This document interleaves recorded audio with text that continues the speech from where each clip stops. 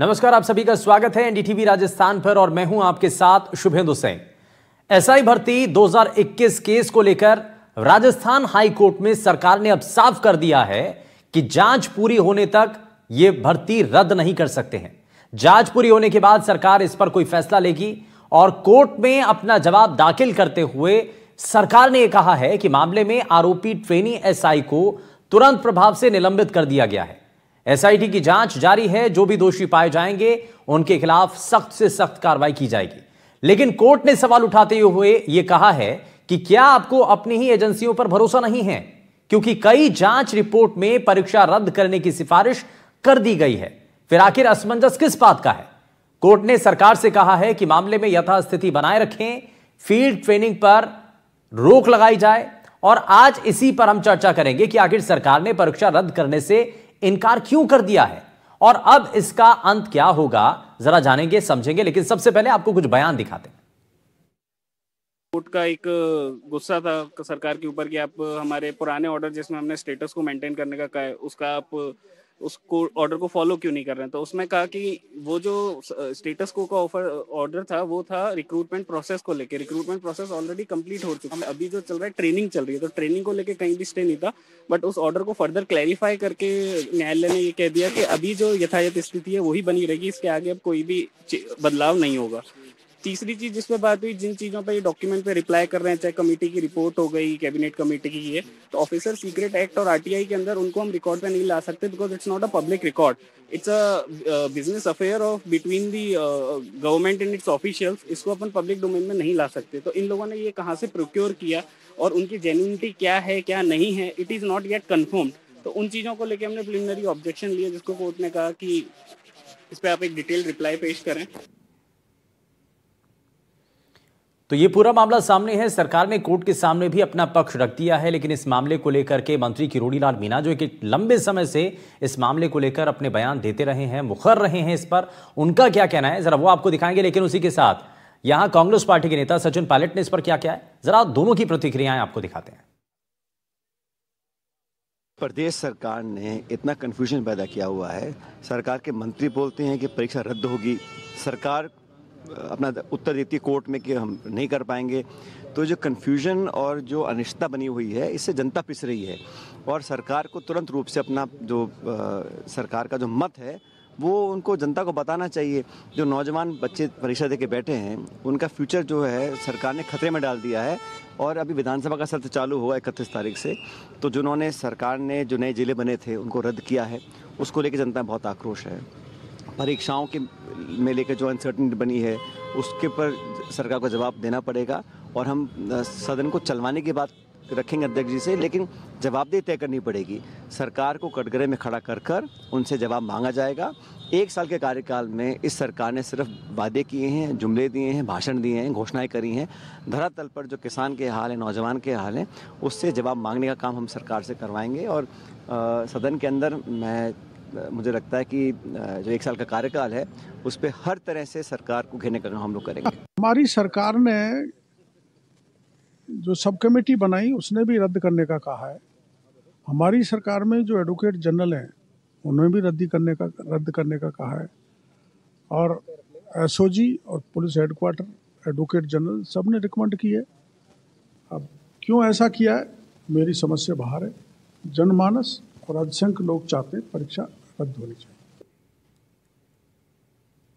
तो आपने सुना कि बाबा क्या कह रहे हैं। बाबा ये कह रहे हैं कि परीक्षा रद्द होनी चाहिए, जनमानस यही कह रहा है, लेकिन ऐसा निर्णय क्यों लिया गया है ये उनकी समझ से परे है। अब इस बयान के मायने क्या है, इसका मतलब क्या है, और क्या जो पहले भी अपना इस मामले को लेकर के स्टैंड आप किरोड़ीलाल मीणा लेते रहे हैं, क्या आगे भी वैसा ही रहेगा या सरकार का जो फैसला उसके साथ वो खड़े नजर आएंगे? इन बातों को जरा समझने की कोशिश करेंगे। लेकिन सबसे पहले आज के खास पैनल से आपको मिलवा देते हैं। हमारे साथ छात्र नेता विकास भिदोड़ी इस वक्त हमारे साथ जुड़ चुके हैं जयपुर स्टूडियो से। विकास, बहुत स्वागत है आपका। हमारे साथ रिटायर्ड आईएएस राजेंद्र भाणावत जी कार्यक्रम में जुड़ चुके हैं। राजेंद्र सर, बहुत स्वागत है आपका। हमारे साथ एडवोकेट आदित्य जैन जी कार्यक्रम में जुड़ चुके हैं। आदित्य जी, बहुत स्वागत है। और हमारे साथ रिटायर्ड आईपीएस अधिकारी प्रसन्ना की खमिश्रा जी कार्यक्रम में जुड़ चुके हैं। प्रसन्ना सर, बहुत स्वागत है आपका एनडीटीवी राजस्थान पर। लेकिन शुरुआत सबसे पहले मैं एक रिएक्शन से शुरू कर रहा हूं। विकास भिदोड़ी को सबसे पहले मैं इसमें जोड़ना चाह रहा हूं। विकास, सबसे पहले बताइए इस मामले को लेकर के आज जो पक्ष रखा सरकार की तरफ से क्योंकि इसी का इंतजार भी था छात्र नेताओं को। वो चाहते थे, जानना चाहते थे कि आज कोर्ट में सरकार अपना पक्ष क्या रखती है। सामने आ चुका है। सबसे पहले आपका रिएक्शन इस पर। सर, जो आज कोर्ट में सरकार की तरफ से जो पक्ष रखा गया वो वास्तव में बेहद निराशाजनक था कि लोगों को, युवाओं को उम्मीद थी कि जो आज सरकार पक्ष रखेगी युवाओं के हित में रखेगी। सरकार जो पक्ष रखेगी वो अपनी एसओजी, एजी और पीएसक्यू की और सब कमेटी की रिपोर्ट के आधार पर सरकार पक्ष रखेगी। लेकिन बड़ा दुर्भाग्य है कि सरकार को अपनी ही एसओजी पर, अपनी ही जांच एजेंसी पर, अपनी ही सरकार के एजी पर भरोसा नहीं है। सरकार उन रिपोर्टों को न्यायालय के समक्ष पेश नहीं करती है और इस चीज का हवाला देती है कि अगर हम रिपोर्ट पेश करेंगे तो ये जांच को प्रभावित करेगी। सरकार अपना सर यह पक्ष रखती है कि अगर हम अभी इस प्रक्रिया में अगर आगे फर्दर इन्वेस्टिगेशन जारी है हमारा, और जब तक हमारी जांच जारी रहेगी तब तक हम कोई भी जल्दबाजी में निर्णय नहीं ले सकते। तो मैं पूछना चाहूंगा माननीय मुख्यमंत्री जी से, इस जांच के लिए आखिर वक्त कितना लगेगा? एसओजी ने जांच में बता दिया कि उस संजय छोत्रे को गिरफ्तार करो, आज तक कोई गिरफ्तारी नहीं हुई। एसओजी ने जांच में पूछा आरपीएससी की 15 तारीख का पेपर किसने बनाया, वो 15 तारीख का पेपर मंजू शर्मा ने बनाया, लेकिन आरपीएससी में उसका आज तक कोई रिकॉर्ड नहीं है। जब सरकार की तरफ से यह जवाब पेश किया जा रहा है कि हमें आगे और जांच के लिए समय चाहिए, तो समय कितना चाहिए? और समय तो 2 महीने से तो कोई गिरफ्तारियां ही नहीं हो रही है। एसओजी के एडीजी वीके सिंह जी कहते थे कि हमारे पास 200 लोगों की लिस्ट है, 300 लोग हमारे रडार पर है, तो लोग गए कहां?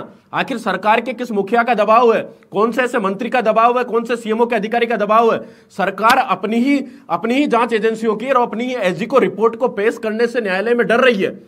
सरकार चाहती क्या है? न्यायालय में जज साहब ने फटकार लगाई। पिछली बार एजी साहब पेश हुए थे, एजी साहब ने खुद ने तो अपनी राय सरकार को दे दी, तो इस बार डबल एजी साहब आए, विज्ञान साहब, उन्होंने अपना पक्ष रखा और जज साहब ने फटकार लगाते हुए आगामी सुनवाई 10 तारीख को निर्धारित की है और 10 फरवरी को सुनवाई होनी है। और 10 फरवरी को देखेंगे हम कि न्यायालय से हमें आखिरी उम्मीद बची है। हाँ, अभी भी उम्मीदें हैं। भजनलाल, सरकार तो पूर्ण रूप से फेल नजर आ रही है, क्योंकि जितनी जांचें कराई वो अब उन सारी जांचों पर एक यू टर्न लेना चाह रही है।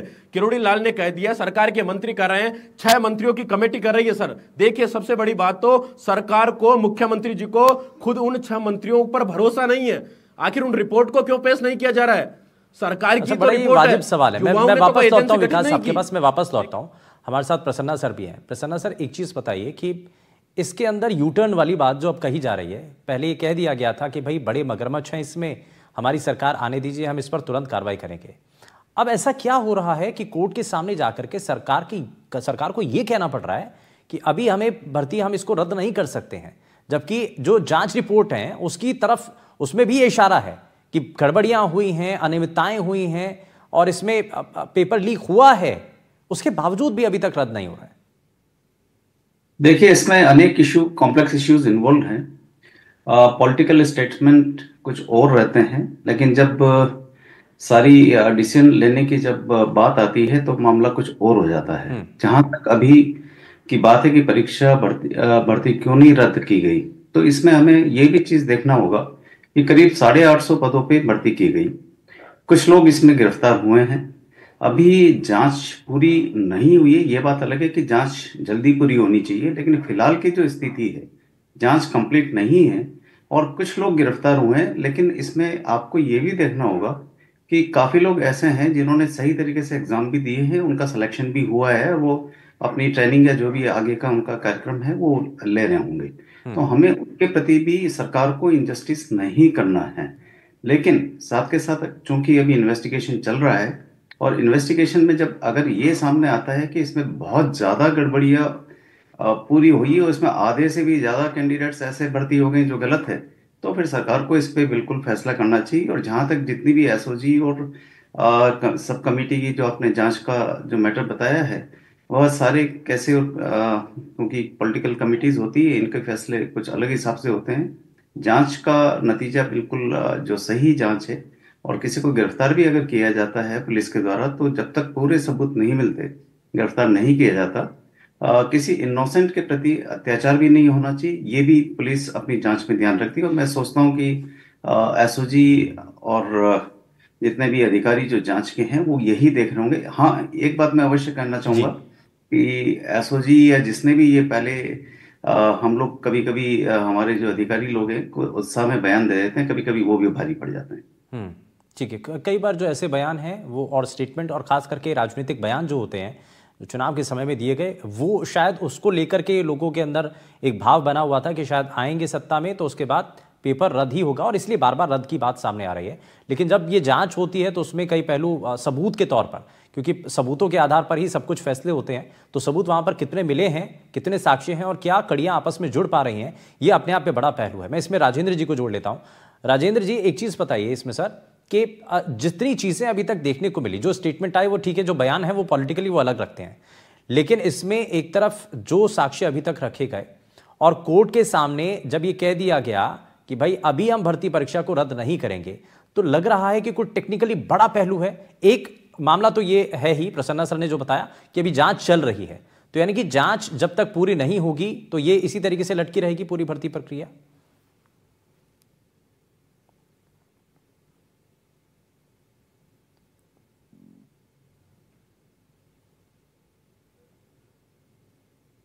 अब आवाज आ रही? जी जी जी सर बताइए। हाँ, तो मैं ये कह रहा था आपसे कि लोक सेवा आयोग का काम और सरकार के दूसरे विभागों का काम थोड़ा अलग तरह का होता है।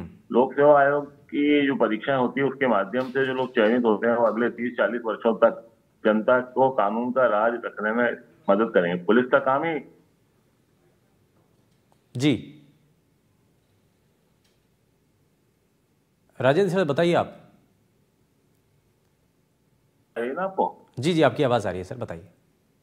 हाँ, तो मैं यही बोल रहा हूँ आपसे कि इसमें मुझे तो लगता है कि मेरा तो शुरू से स्टैंड इसमें रहा है कि एक भी व्यक्ति पे संदेह उत्पन्न होता है। अगर इसमें ये कहना बड़ा मुश्किल है, अगर 40-50 लोग सरकार के लिए के जो जिनके पास पेपर मिला था या जो अनियमितता हुई है उसके माध्यम से कितने और लोगों ने गलत तरह से परीक्षा पास की है, इसका अंदाजा लगाया जा सकता है। और इसका कोई बहुत हाँ, ये एक बड़ा पहलू है। हाँ सर, आपकी आवाज सही तरीके से नहीं पहुंच पा रही है, मैं वापस लौटता हूं आपके पास। हमारे साथ एडवोकेट आदित्य जैन भी हैं, मैं आदित्य जी का जरा जल्दी से रुक कर लेता हूं। आदित्य जी, एक चीज बताइए कि एक पहलू तो ये है कि जिन लोगों के ऊपर आरोप है उनकी ट्रेनिंग को आगे नहीं बढ़ाना है, ये कोर्ट की तरफ से साफ कर दिया गया, और उन्होंने कोर्ट की तरफ से ये भी कहा गया कि अगर ऐसा होता है तो ये कोर्ट की अवमानना माना जाएगा। लेकिन अभी क्योंकि जांच तो चल ही रही है ना, जिन लोगों ने अगर सपोज ट्रेनिंग पास कर ली है या ट्रेनिंग के सेशन में आगे वो बढ़ चुके हैं, अभी तक उनका नाम नहीं आया है और बाद में कहीं से उनका नाम आता है, तब क्या होगा फिर? जी, ये बहुत ही महत्वपूर्ण और बहुत ही जरूरी सवाल है। इसके दो कारण हैं। सबसे पहले तो कि जिन अभ्यर्थियों और के खिलाफ जांच अभी लंबित है और अभी तक उनका नाम नहीं आया है और उनकी ट्रेनिंग हो चुकी है, और ट्रेनिंग के पश्चात अगर आगे वो प्रोसेस में बढ़ जाते हैं और तब उनका नाम आता है, तो उस स्तर पे भी न्यायालय उनका जो अभी तक का प्रोसेस है उसको रद्द कर सकता है और सरकार भी उनके खिलाफ उसकी कार्रवाई कर सकती है। दूसरी चीज ये है कि जो पूर्ण का आदेश था उच्च न्यायालय का, जहां उन्होंने दो चीजों पे रोक लगाई थी, एक तो पोस्टिंग पे और एक फर्दर रिक्रूटमेंट प्रोसेस पे, उसकी जब अवहेलना हुई तो सरकार से जब पूछा गया कि सरकार का क्या मत है इसमें, अब सरकार ने घुमा फिरा के जवाब ये दिया कि जो स्टे था वो था रिक्रूटमेंट प्रोसेस पे, ट्रेनिंग पे नहीं। ट्रेनिंग भी तो रिक्रूटमेंट प्रोसेस का ही हिस्सा है। तो कोर्ट ने फिर कड़ी फटकार लगाते हुए सरकार को ये बोला कि अब जो हो गया, अब जो भी प्रोसेस है स्टेटस को अगली तारीख तक बरकरार रहेगा, स्टे बरकरार रहेगा। तो कुल मिला के बात इतनी सी है कि जो अभ्यर्थी जो आगे जिनकी ट्रेनिंग भी हो चुकी है, जिनको ट्रेनिंग के लिए भेजा भी गया था, उनका भी मामला भी आगे बढ़ाया नहीं जाएगा अगली सुनवाई तक। जब तक सुनवाई नहीं होती या फाइनल डिसीजन नहीं आ जाता न्यायालय का या सरकार फैसला नहीं लेती भर्ती रद्द करने का, तब तक जितने भी अभ्यर्थी है उनकी कार्रवाई आगे नहीं बढ़ेगी। ठीक है, मैं इसमें प्रसन्ना सर को वापस से जोड़ रहा हूं। सर, एक चीज इसमें बताइए कि ये जो जिनकी ट्रेनिंग पूरी हो चुकी है वो कब तक ऐसे ही बैठे रहेंगे और कितना और इंतजार करना पड़ेगा? यानी कि पूरी जो रिक्रूटमेंट प्रोसेस है वो तो रुक गया, थम गया वो तो। देखिए, रिक्रूटमेंट प्रोसेस निश्चित तौर पे थमा है, ट्रेनिंग भी रिक्रूटमेंट प्रोसेस का ही एक हिस्सा है। और ये बात सही है कि ट्रेनिंग उनकी रुकी रहेगी। अब देखने वाली बात है कि कितने जल्दी इन्वेस्टिगेशन पूरा कर लिया जाता है और जो सही है उसको सही बोल दिया जाए और जो गलत है उनके खिलाफ कार्रवाई की जाए। सारा डिपेंड उसी पे करता है। अब इसमें कुछ समय, क्योंकि इतना समय तो लगा ही है इस पूरे यहाँ तक पहुंचने में, अगर थोड़ा सा समय और लग जाता है, महीने 2 महीने, तो मैं सोचता हूँ कि इसमें बहुत ज्यादा किसी को असहज नहीं होना चाहिए। इसमें आपको टेक्निकली कोई कारण नजर आ रहा है सर, कि जैसे कहा गया कि भाई मोबाइल फोन में किसी ने अगर पेपर देखा या कोई चीजें देखी, वो साक्ष्य जुटाने में या कड़ियां आपस में नहीं जुड़ पा रही हैं, कहाँ ऐसा लूप होल बन रहा है जिस वजह से ये पूरी चेन नहीं पकड़ में आ रही है? नहीं, मेरे ख्याल से वो कोई बहुत बड़ा इशू नहीं होना चाहिए। टेक्निकल लूपहोल्स कोई इसमें कोई विशेष इशू नहीं होंगे। विशेष इशू इसमें केवल यही है कि जिन्होंने सही एग्जाम दिया है और सही तरीके से सेलेक्ट हुए हैं, अगर उनके प्रति अन्याय किया जाए या उनको बाहर कर दिया जाए, इस पूरे प्रोसेस को ही रोक दिया जाए, तो ऐसे केस में वो लोग भी वापस कोर्ट जाएंगे, तो वापस से एक नया लीगल एंगल चालू हो जाएगा, और वो एंगल कब जाके पूरा होगा तो इसका कोई एंड नहीं होगा। तो इसके लिए बेहतर ये होगा कि अपन महीने 2 महीने और इसका वेट कर लें कि पुलिस क्या रिजल्ट देती है। ठीक है, राजेंद्र जी को इसमें मैं वापस से जोड़ रहा हूँ। राजेंद्र सर, एक चीज़ बताइए, क्योंकि बार बार ये कहा जा रहा है कि बड़े मगरमच्छ जो हैं वो भी अभी पकड़ में आएंगे, जांच अभी जारी है, तो क्या इसी बात का इंतजार है और इसीलिए अभी इस भर्ती को रद्द नहीं किया जा रहा है कि जांच जब पूरी होगी इसमें कुछ और बड़े नाम आने की संभावना है? देखिए, भर्ती को रद्द नहीं करने का तो मेरी दृष्टि में कोई कारण नहीं है। भर्ती को तो तत्काल रद्द कर देना चाहिए था, सरकार को अवधि करना चाहिए, क्योंकि जो लोग ये कहा जा रहा है साहब कि कुछ लोग निर्दोष होंगे, किसी ने बिना योग्यता के आधार पर, जब ये छंटनी करना मुश्किल हो तो कौन तो योग्यता के आधार पर भर्ती हुए हैं, कौन गलत तरीके से प्रयोग करके भर्ती हुए हैं। संदेह के बादल हमेशा इस परीक्षा पे रहेंगे। मेरा तो अपना विचार ये है कि सरकार को इसको निरस्त करके तत्काल दोबारा परीक्षा करा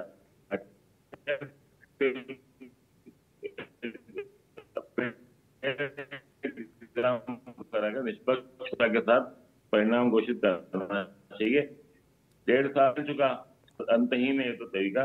ढील ढाल की जो नीति है, इनडिसीजन की स्थिति है, सरकार को इसमें स्पष्ट, जो सरकार की खुद की कमेटी है, एसओजी सरकार की एजेंसी है, पुलिस की एजेंसी है, जिसमें इसी प्रकार से जो एडवोकेट जनरल है उन्होंने भी कानूनी राय भी अपनी दी है। जब सारी बातें हो चुकी हैं, फिर इसको सरकार की परीक्षा को निरस्त नहीं करना मुझे कोई कारण नहीं लगता है। निरस्त कर देते एक बार तो सरकार की लगता है कि सरकार बिल्कुल जो एक संदेह से परे स्थिति में क्या किस प्रकार का न्याय देंगे जनता को, अगर जिस प्रकार की उनका नींव भी बिल्कुल अनैतिकता पे टिकी होगी, वो किस प्रकार का न्याय दे पाएंगे। मेरी दृष्टि में तो इसमें सरकार को, न्यायालय को स्पष्ट कर देना चाहिए था कि हम इस परीक्षा को रद्द कर रहे हैं, दोबारा करा रहे हैं परीक्षा। वरना ये मुझे प्रसन्न जी कहे जरूर है, 1-2 महीने में क्या 2 साल निकल जाएंगे, फिर जितना लेट होगा उतना ही लोगों को निकालना मुश्किल होगा। अभी सरकार रद्द करके कर सकती है परीक्षा दोबारा करने में, मुझे नहीं लगता है किसी प्रकार की कोई आपत्ति किसी को होनी चाहिए। नहीं, और दूसरा ये भी है ना कि छात्रों में आक्रोश तो बना ही हुआ है, छात्र बार बार ये मांग कर रहे हैं, और जितना डिले होगा प्रसन्ना सर, नहीं लगता कि ये सरकार के लिए और ज्यादा मुश्किलें खड़ी करेगा? मेरा एक एंगल और भी है जो मैं मेरी बात कह रहा हूँ, क्या गारंटी है अगला पेपर वापस कोई दिक्कत ना हो, फिर क्या करेंगे? नहीं, ये तो बहुत बड़ा सवाल आप कर रहे हैं। देखिए, ये तो इसमें सरकार को ये भी देखना पड़ेगा कि आरपीएससी के अगर कोई मेंबर्स या हायर लेवल पे लोग इन्वॉल्व है तो उनको तो उनके खिलाफ कार्रवाई तो रद्द करके भी हो सकती है। कोई रद्द करने में उनकी कार्रवाई उनके खिलाफ होने में आड़े थोड़ी आ रही किसी तरह की, वो तो बाद में भी कार्रवाई हो सकती है। तो ये अगर हम मान के चले बाद में भी ठीक नहीं होगी, आरपीएससी इतने वर्षों तक पहले कराती रही है ना, आजादी के बाद से लेके बहुत सालों तक कराती रही है। प्रश्न जी भी उसी सिस्टम से निकल के आए, मैंने खुद ने भी इसी सिस्टम से परीक्षा पास की है, और पहले कभी इस तरह की बातें होती नहीं थी, कोई सोच भी नहीं सकता था परीक्षा पेपर लीक होना, ये सारी टेक्नोलॉजी बढ़ी है तो साथ साथ ये समस्या बढ़ी है। मनोज साहब एकदम सही कह रहे हैं, पहले कभी इस तरह की चीजें कभी सामने नहीं आती थी, जिसमें अपन देखेंगे कि अच्छा प्रसन्ना सर, एक सवाल ये है कि अगर भर्ती परीक्षा को रद्द कर दें और उसके बाद, क्योंकि अगर और भी कोई नाम है या कोई बड़ा चेहरा है जिसके खिलाफ कार्रवाई होनी है और इसलिए थोड़ा सा डिले भी हो रहा है, कुछ और लोगों का इंतजार भी है, तो पहले भर्ती परीक्षा रद्द कर दीजिए ताकि लोगों का और जो यूथ है उनका गुस्सा तो कम से कम ये शांत हो सके, क्योंकि वो बार बार मांग कर रहे हैं। देखिए, कार्रवाई तो कभी भी हो सकती है, कार्रवाई भर्ती परीक्षा रद्द करें नहीं करें उससे कोई फर्क नहीं पड़ता, कार्रवाई बाद में भी कभी भी हो सकती है। अगर परीक्षा रद्द भी कर दी जाती तो भी पुलिस अपने इन्वेस्टिगेशन को जारी रखते हुए उनको जो भी अगर कोई पीछे कोई इन्वॉल्व है तो उसको गिरफ्तार कर सकती है। हम मुख्य मुद्दा इस बात का है कि हम इस चीज को देखें कि हमारे यहाँ पेपर क्यों आउट हो रहे हैं और क्यों नहीं होने चाहिए।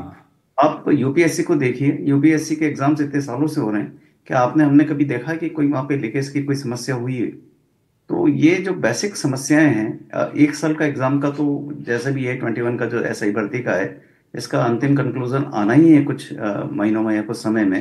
लेकिन आगे के लिए हमें ये देखना पड़ेगा कि हम उसी पैटर्न को अपनाएं, यूपीएससी के पैटर्न में। वहाँ क्यों अच्छा, इसके लिए भी बार बार सजेशन आते हैं कि आरपीएससी को भंग कर देना चाहिए, एक नई, देखिए वो सोल्यूशन नहीं है, वो सोल्यूशन नहीं है। हाँ, वो कोई ना कोई एजेंसी तो ऐसी होनी चाहिए। हाँ। आज केंद्र सरकार ने एनटीए बनाई थी, एनटीए के थ्रू नीट का एग्जामिनेशन हुआ, वो भी क्या हुआ हमने सब देखा। तो एजेंसी की गड़बड़ी हो सकती है, लेकिन उसके लिए पूरी एजेंसी को खत्म कर दिया जाए, ये भी सोल्यूशन नहीं है। ठीक है, तो इसका सुझाव क्या होना चाहिए, इस पर भी बात करेंगे। लेकिन मैं विकास के पास वापस से चलता हूँ। विकास बताइए, क्योंकि ये जो है भर्ती परीक्षा रद्द कर देना और ये एकदम से आप तुरंत निर्णय लें, इसको लेकर के ये कहा जा रहा है, एक्सपर्ट्स भी मान रहे हैं कि भाई इसमें थोड़ा सा धैर्य रखना चाहिए। सर मैं ये कहना चाहूँगा कि आज सरकार ने यह कहते हुए अपना हवाला दिया है कि फर्दर इन्वेस्टिगेशन बाकी है, आगे की जांच हम अभी करेंगे। तो आप सर ये बताइए मुझे कि एसओजी ने अपने आधी अधूरी जांच बीच में छोड़कर क्या कोर्ट में चार्जशीट थोड़ी पेश करी है। एसओजी ने स्पष्ट रूप से कहा है कि पेपर 30 दिन पहले लीक हो गया और लीक करने वाले आरपीएससी के चेयरमैन और सदस्य हैं। जब चेयरमैन ने ही पेपर भेज दिया और 150 लोगों तक वो पेपर पहुंच गया, तो क्या गारंटी है कि वो पेपर 2000, 4000, 5000 कितने लोगों तक पहुंचा? आखिर हम उसकी जांच कैसे कर पाएंगे? एसओजी ये खुद यह कह रही कि अगर हम 10-12 साल भी इन्वेस्टिगेशन करें तो हम अंतिम लाभार्थी तक तो पहुंच ही नहीं सकते। सेपरेशन का कोई पार्ट बचा ही नहीं है। हम यह डिसाइड नहीं कर सकते कि कौन सा अभ्यर्थी फेयर तरीके से चयनित हुआ है, कौन सा अनफेयर माध्यम से चयनित हुआ है। उसके बावजूद भी सरकार लोग युवाओं को गुमराह करने का काम कर रही है। और सरकार ने जब जांच करवा ली, सरकार की एसओजी कह रही है, एडवोकेट जनरल कह रहे हैं और मंत्रियों की 6 मंत्रियों की कमेटी कह रही है, अलग से कैबिनेट मंत्री किरोड़ी लाल मीणा चीख चीख कर चिल्ला रहे हैं, उसके बावजूद आखिर मुख्यमंत्री जी इस पर फैसला क्यों नहीं ले पा रहे? मुझे तो सरकार का एक सबसे बड़ा मैनेजमेंट और कोई सेटलमेट लगता है कि सरकार के मुखिया जी किसी के दबाव में है। अब वो दबाव सीएमओ के अधिकारियों का है या सरकार के मंत्री का है, भगवान जाने किन लोगों का है। जब सर 30 दिन पहले पेपर आउट हो गया तो मुझे तो नहीं लगता कि अब कोई इसमें इन्वेस्टिगेशन बाकी बचा है। क्योंकि एसओजी ने तो हाथ खड़े कर दिए कि हमने हमारी जांच पेश कर दी, कोर्ट में चार्जशीट पेश कर दी। दूसरी बात ये भी है कि मंत्री से जब पूछा जाता है, किरोड़ी लाल मीणा साहब से जब ये सवाल किया जाता है कि भाई इस बारे में आपका क्या कहना है, वो कहते हैं मेरे को तो पता ही नहीं है कब क्या हो गया। डॉक्टर भूपेंद्र सिंह पर कार्रवाई नहीं, संजय छोत्रिय पर कार्रवाई नहीं, मंजू शर्मा पर कार्रवाई नहीं, आखिर इन लोगों पर कार्रवाई कब हो गई? ठीक है, इसमें आदित्य जी को जोड़ रहा हूं। आदित्य जैन जी, अब जो है टेक्निकली इसमें और क्या नजर आ रहा है भाई? इसमें साक्ष्य नहीं जुटा पाए हैं या कुछ ऐसे सबूत हैं जो थोड़ा सा मिलना या उनकी कड़ियों को जोड़ना थोड़ा सा मुश्किल हो रहा है? कहानी कहाँ अटक रही है और क्यों बार बार ये कहा जा रहा है कि अभी और इंतजार करना चाहिए या जांच अभी चल रही है? बड़ा वाजिब सा सवाल है विकास का कि भाई जब एसओजी ने अपनी रिपोर्ट पेश कर दी है तो क्या आधी अधूरी रिपोर्ट थोड़ी पेश की होगी? उसमें सारा कंक्लूड तो किया है और इशारा उसी ओर है कि गड़बड़ियां हैं उसके अंदर। जी, विकास जी ने जो मुद्दे उठाए बिल्कुल सही है और मैं पूर्णतः उनसे सहमत हूं, क्योंकि एसओजी ने जो जांच रिपोर्ट दी है उसके अलावा जो एडवोकेट साहब ने अपनी ओपिनियन दी है, एडवोकेट जनरल साहब ने, और कैबिनेट सब कमेटी ने भी रिपोर्ट दी है, दोनों ने उस बात की, एसआईटी की रिपोर्ट की तायद की है और ये सिफारिश की है कि एग्जाम को तत्काल प्रभाव से रद्द करना चाहिए। अब मुसीबत ये आ रही है कि जो आज सरकार की तरफ से डबल एजी साहब ने पक्ष रखा, उन्होंने ये बोला कि हम एजी की ओपिनियन या विधिक राय से बाध्य नहीं है। तो सरकार का जो सबसे उच्चतम कोर्ट ऑफिसर है एडवोकेट जनरल, सरकार उनकी राय नहीं मान रही। अब क्यों नहीं मान रही? इसके पीछे विभिन्न कारण हो सकते हैं, कोई पॉलिटिकल रीजंस भी हो सकते हैं और भी कोई कारण हो सकते हैं। पर जो अभ्यर्थियों ने एग्जाम दिया है, जिनका पूरा करियर इस एग्जाम पे टिका हुआ है, अटका हुआ है, और सरकार जब ये बोलती है कि क्योंकि जांच चल रही है तो एग्जाम हम भर्ती रद्द नहीं कर सकते, तो वो तो पूरी अलग फौजदारी प्रक्रिया है। एग्जाम रद्द करना तो एक एडमिनिस्ट्रेटिव डिसीजन है, तो वो तो बिल्कुल अलग है। जो लोग पकड़े गए उनके खिलाफ तो कानूनी कार्रवाई, विधिक कार्रवाई और फौजदारी कार्रवाई क्रिमिनल कोर्ट्स में हो ही रही है, तो उससे उसका कोई लेना देना नहीं है। दोनों मुद्दे अलग अलग हैं। तो सरकार को ये स्पष्ट अपना अगली तारीख 10 फरवरी को कोर्ट के समक्ष रखना पड़ेगा कि आप रद्द करना चाहते हैं या रद्द करना नहीं चाहते। और अगर सरकार ये बोलती है कि रद्द करना हम नहीं चाहते, तो हो सकता है न्यायालय एक ठोस कदम उठा के पूरी भर्ती को रद्द। बिल्कुल ठीक है। और इस पर कोर्ट की तरफ से क्या अगर कोई निर्णय लिया जाता है, और क्या यही सरकार चाहती भी थी कि भाई हम इस पर थोड़ा सा बचना चाहते हैं, इस पर हम कोई स्टैंड ना ले कम से कम, ताकि इसमें कोई अच्छाई बुराई इसमें सामने ना आए। बहुत शुक्रिया सभी खास मेहमानों का कार्यक्रम में शामिल होने के लिए, अपना समय देने के लिए। और यहां भर्ती परीक्षा क्या रद्द होती है, इसी को लेकर के बड़ा सवाल है। 10 तारीख को सुनवाई होनी है, क्या उसमें होता है, इस पर नजर है। यहां रुकने एक छोटे से ब्रेक के लिए, कहीं मत जाइएगा, बने रहिए एनडीटीवी राजस्थान के साथ। नमस्कार।